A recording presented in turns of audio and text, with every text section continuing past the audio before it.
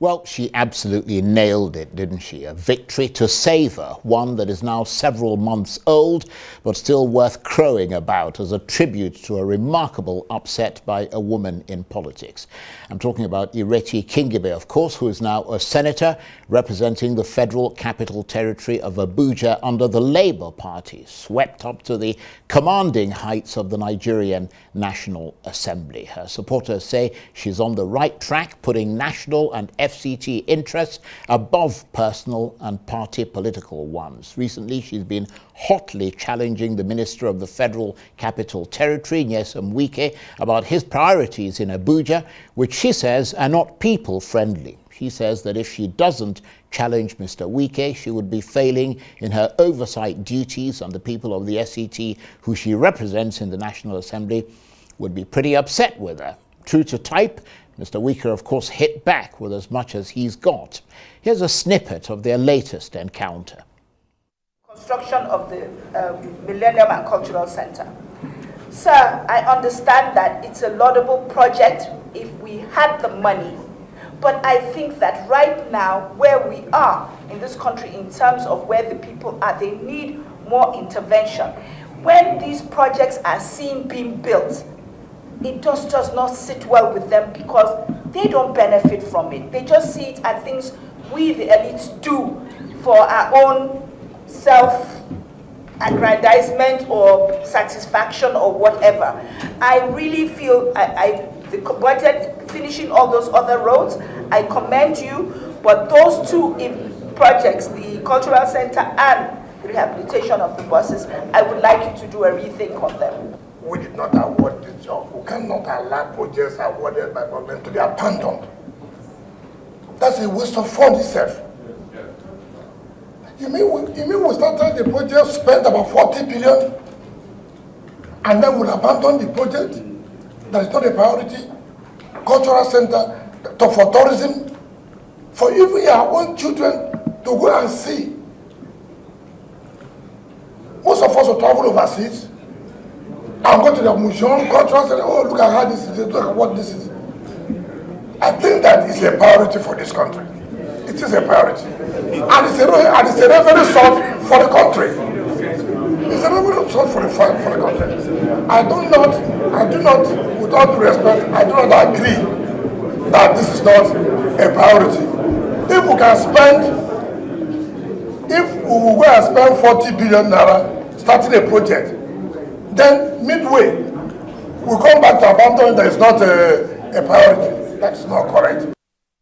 Well, that's delicious, marvelous fuss there. Well, for more on this, I'm joined now in the studio by the senator representing the Federal Capital Territory of Abuja under the Labour Party, Senator Ireti Kingibe. Thank you very much indeed for coming in. Thank you for having me. I know you've had a long day, so we appreciate your coming in. And we just saw you in action there oversighting the Minister of the FCT, Nyesom Wike. How much of a challenge is that for you? Because he's known to be quite a bullish character, isn't he? Well, so far I've found him to be quite gentle. I mean, that's what he believes in. You have to understand that, as I keep saying, he wasn't elected by the people. He's accountable only to the president. Whereas for me, it's not that way. That's number one. Two, we don't know each other very well. We've met once, maybe twice. In fact, I think the only time we met was at that encounter when he came to get his supplemental budget passed. But actually, I think that once we understand each other better, that we can actually work well together, with him focusing on just what he thinks the president wants, and me working with the people, which also works for the president, because the president was also elected by the people. So I am looking forward to working with him, and let's see how things progress. Maybe his, what's his word I'm looking for?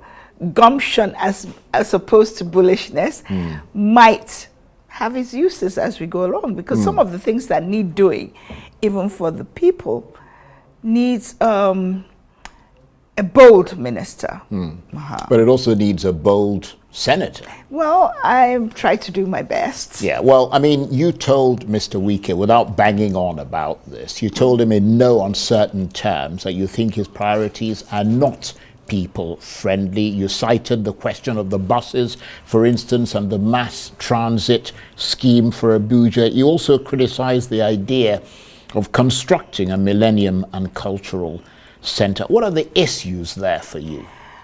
Well, I think to complete that Millennium Center would cost us 72 billion. I think that was about the number he told us.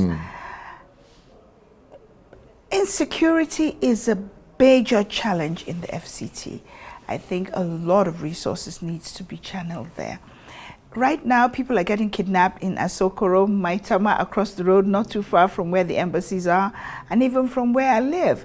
It's not just in the outskirts of Abuja anymore. That's number one. So until we all feel secure, everything else doesn't make sense. Abuja also has a problem with water, light, healthcare, schools.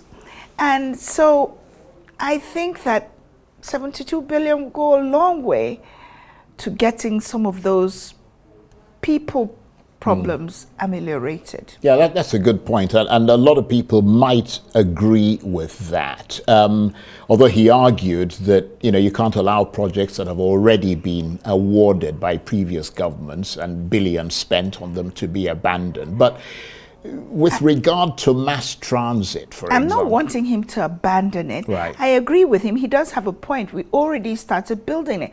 I just think that we can postpone the completion. Or spread it out over a longer period. So when we are stronger and more liquid as a nation, then we can do those things. I mean, a cultural center is a laudable idea, really, but we have more pressing issues.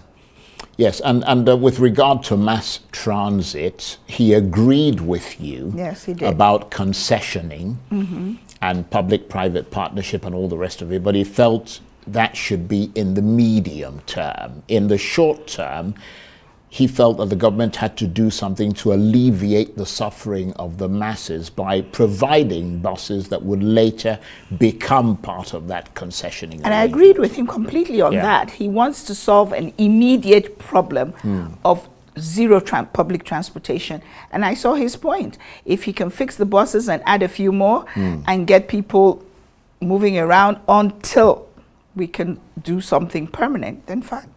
I didn't argue with him on that one anymore. Now, before the elections, you reportedly pledged your basic salary, if you should win, to a special fund to tackle infrastructural deficits in the rural communities within Abuja.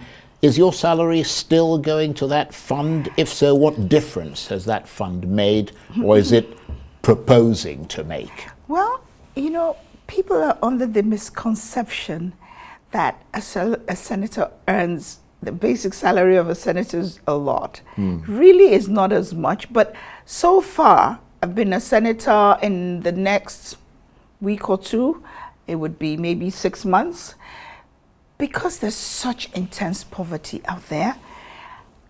A lot of it goes for palliatives. Oh, I have no food, I need to do this. So a lot of that goes there. But that notwithstanding, I'm in the process of trying to buy a rig so that some of those infrastructural processes you're talking about, I'm looking to see if in partnership with some donor agencies, I can get a grader so that some short rural roads, it will make a little bit of a difference. So yes, it's not, I leave the bigger ones to the minister to do in terms of infrastructure. I'm just trying to do the little ones that would make a difference. For instance, yesterday, they brought to my attention certain things, like there are many manual boreholes, especially in Abuja South, that they're there, but they're not working because they just need a little fixing. 100,000 naira here, 200,000 naira there, and several of them would work.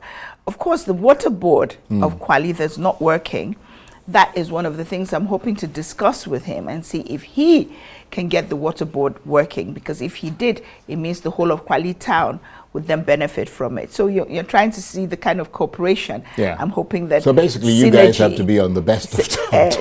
No, I think eventually we would be. Right. I'm hoping that we would be. But I mean, you were talking about the salary, which you said is not as big as people think it is. I mean, I guess people think of the whole package, which includes the allowances that you also get. So you keep the allowances, but you give up the salary. No, mostly, even with my allowances, some of them, it comes to like, I would say 1.4 million or something. People are looking at maybe running costs for the senatorial offices, things like that. Maybe that's what they think is what the senator earns. But what the senator actually earns, you will see today some woman will come to you crying, she can't afford her diabetic drugs. This one, 50K here, 100K here, 200K here, 500K there. Before you know it, it's all sort of gone. Yeah. Well, what about the SUVs that the National Assembly... You knew I had to come to that, didn't you? The SUVs that the National Assembly is giving to lawmakers at a cost of, because here you are complaining about the Millennium Center, that is, that they're going to spend 72 billion, but those SUVs are going to cost billions of naira as well. I mean, do you agree with that expense, and are you going to collect yours? Well, the Senate says that they're utility cars. They don't belong to us. They actually belong to the Senate. That's number one. Number two, I think... But it's still a lot of money, isn't it? Yes, but they were already bought before we became senators. That's the truth. When I was on channels the other day, I did say that... Right. I think that going forward, maybe this 10th Senate might opt to buy cheaper cars or cars made in Nigeria or whatever. I don't know. But you can hold us responsible for the cars that the 11th Assembly rides, but the one from this that we got were purchased and sorted out by the 9th Assembly. Right, so it had already been purchased, because the impression that everyone had was that it was coming up. That's not true. They had already been purchased, and the only thing that's being done is they're being distributed. Right. And the truth of the matter is that I suppose more attention is being paid to these things because the people, as a nation, I wouldn't say we're poorer, not really, but the bulk of the people are poorer. And so they pay more attention to these things. But every National Assembly has always provided utility cars for the senators, just like ministries. I think that actually the cars that are provided for ministers, if it's true that they buy 4 cars per minister, too many cars. So some things can be cut down. And even if you don't cut them down, let our auto industry grow. Yeah, obviously. By virtue I mean, of that makes sense. That's what people are saying. If you're going to buy cars, buy the ones that are made in Nigeria. I agree with you totally on that score. What lessons have you drawn so far? I mean, from your experience as a senator of the Federal Capital Territory of Abuja. You've been in the job now for 6 months, you said. Well, the first lesson I've learned is that when you're on the outside, it's easy to criticize the people on the inside.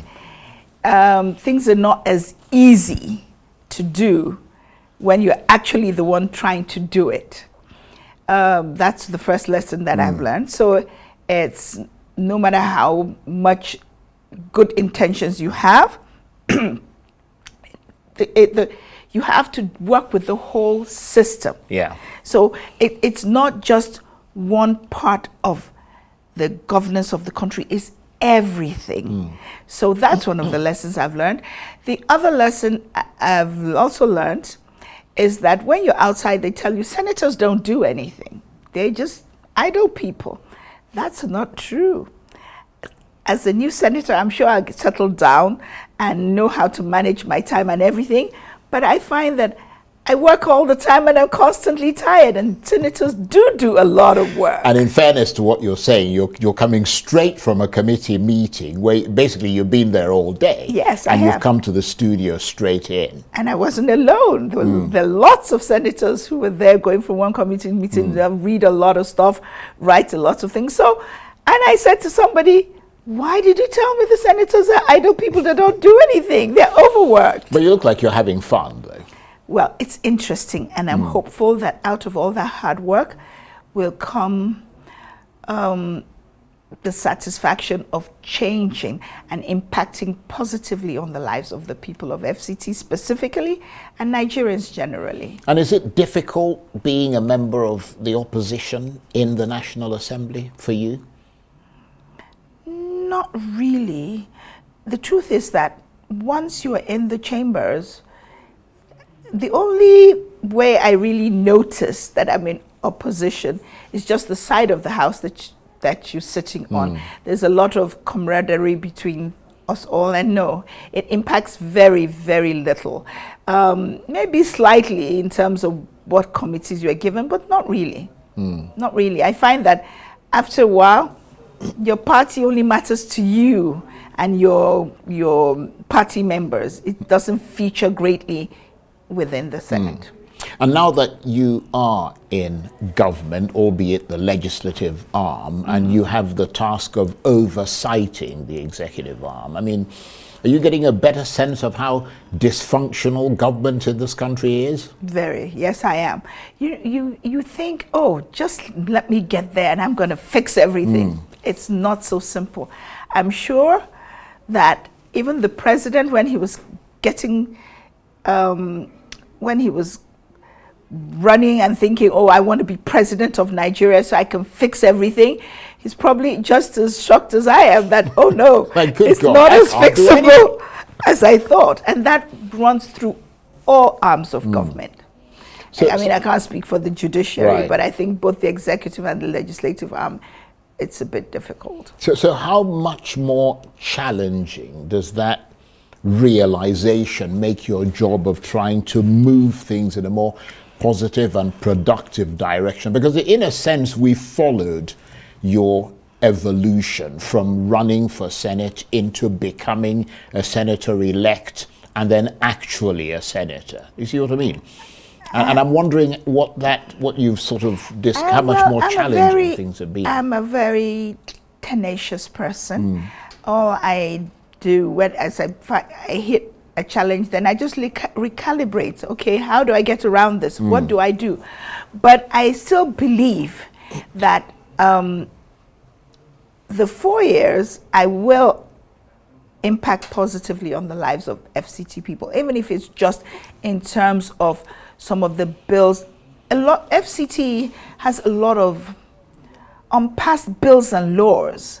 So a lot of things are not backed by anything legal. So even if that's just the thing I achieve by making sure that, as I call them, housekeeping bills, that they get passed, a nursing school that's operating without any legal backing, health services, or health insurance scheme that does not have a board or an agency, little things like that, then it would have still been worthwhile. So what are your priorities? I mean, what would you say? I mean, do you sort of get up in the morning and think, okay, these are the things that must be achieved today, short term, but these are the longer term things that I'm aiming to really deliver? Okay, I'll tell you what those are. Apart from my legislative duties, where I've just told you the things I hope to do, the other thing that I hope to do as a senator is that I hope to work with the 3 other women in the Senate, as well as most of the men in the Senate, because I do find that, I don't know about the 9th Assembly, there are 80 new senators, that this particular Senate is quite gender friendly, and I'm hopeful that we can pass a gender affirmative action bill. Number 1. Number 2, FCT, because of the way it is, I feel that if I can work closely with the minister, because I know the terrain. For instance, these little boreholes I'm talking about, probably something that ₦1 million can fix. So also there are little things that make a big difference to the people. That I know. I have some development programs that one of them is I Go Chop with Ireti, which I'm trying to get people to partner with me. And when I say people, I don't mean necessarily international organizations, local ones, to see how we can feed people who are underprivileged. And then the other thing, that I'm doing, I'm trying to call for marshals. Marshals are young people in each ward who take up, you pick 3 things that you want to work with the senator on. It can be, you want to be an orange marshal, gender-based violence, you want to work on health, partnering with some, I found 1 or 2 hospitals in town that are willing to work with me on that. So having health wallets, things for malaria, small things, but with big impact for people who don't have anything. And there are lots of people who don't have anything. And even the rig, when I get it, I'm hoping to still use the marshals in each ward to drill the boreholes. Do you find that because this is Nigeria, I mean, you're a well-traveled person, you worked abroad, you lived in the United States and that sort of thing, that because this is Nigeria, the nature of the work that you have to do as a senator goes beyond what the original remit ought to be? Yes, most definitely. I expected that as a senator, I'm a legislator, but it's not so simple. People are hungry. You are you are the representative. And in Abuja, remember that I'm the highest elective office. We don't have a governor who can go and say, okay, here, so I will, National State Assembly pass this so that we can do this, that will alleviate things for the people. So everything that bothers them, they come to me. And like, sometimes I feel like saying, I'm a legislator. I'm not supposed to give you, like have enough money for feeding a lot of people, money for hospital, for everybody, this, that, everything. And that for me was... It's a lot of pressure, isn't it? Yes, extremely. And I was a little overwhelmed at how much everybody wants to pull you. I need this, I need that, I need that. I sometimes feel like a mother with thousands of children who are all really needy. Yeah, that would be a problem, wouldn't it? Yes, but that is the Nigerian style of governance. Things are not as separated as it is in other countries. And I'm sure every senator goes through it. I go through it more because the National Assembly is in my constituency. Right. For the other senators, their people have to come from somewhere else to come to them. To come to them. But so they can stroll into your office. Yes, basically. mine is a drop away, and so I get inundated with people in my office. I can imagine. But you look like there's not a hair out of place there, which is a rather good thing, isn't it? And looking at your record in politics, I mean, it looks like you've done the rounds with several political parties. I mean, you've been in the SDP, the ANPP, the PDP, the APC, and now you're in the Labour Party. I mean, you kept switching parties because reportedly you couldn't find what you were looking for politically or ideologically. Have you now found what you're looking for in the Labour Party? To some extent, SDP was in a separate republic. In this particular republic, I was in ANPP. Right. And the reason I joined ANPP as opposed to PDP at the time, because I just wanted a platform to air my views. I was, convinced to join PDP for a short while because my husband came and joined PDP, and you know how it is in Nigeria. Though in his time, when he was chairman of SDP, I was allowed, so to speak, even as his wife, to decide that I didn't like the presidential candidates in his party. I preferred the ones in the other party. And he didn't raise an eyebrow. Nobody did. I would put the other man's poster on our gates, and when people ask, Chairman, what's this man's poster do on your gates? It's Madame's candidate. And everybody saunters off. But in this particular republic, I noticed that it's Caius Bailey not to be even have the same political view as your friend, not to talk about as your spouse. So I was convinced to join PDP because he was there, but not for a long time because ideologically, especially at the time, I didn't think, maybe I'm a little too idealistic to be part of a party that's ruling and doing things. So I went back to opposition, back to ANPP, which later became APC. Right. And even when I was told that, you guys will not win, I thought, okay, it doesn't matter. I've always been in the party that does not win. When I joined Labour, I joined because my people and supporters made me understand that now you want out of politics, which is the truth. I did want out of politics, but it cannot just be about what you want. We feel that we have a good chance to win this time, and so you must do it. Now, I am comfortable in Labour because I feel that my politics has grown to the point where I can mobilize the people, I can impact on them positively. And no, I'm not moving from here. And when it's time to leave Labour, then it's time to retire, leave politics. Okay. Well, on that note, I want to thank you exceedingly for coming in to talk to us. Really lovely talking with you. Senator Ireti Kingibe is the senator representing the Federal Capital Territory of Abuja under the Labour Party, and all the very best to you. Thank you for having me.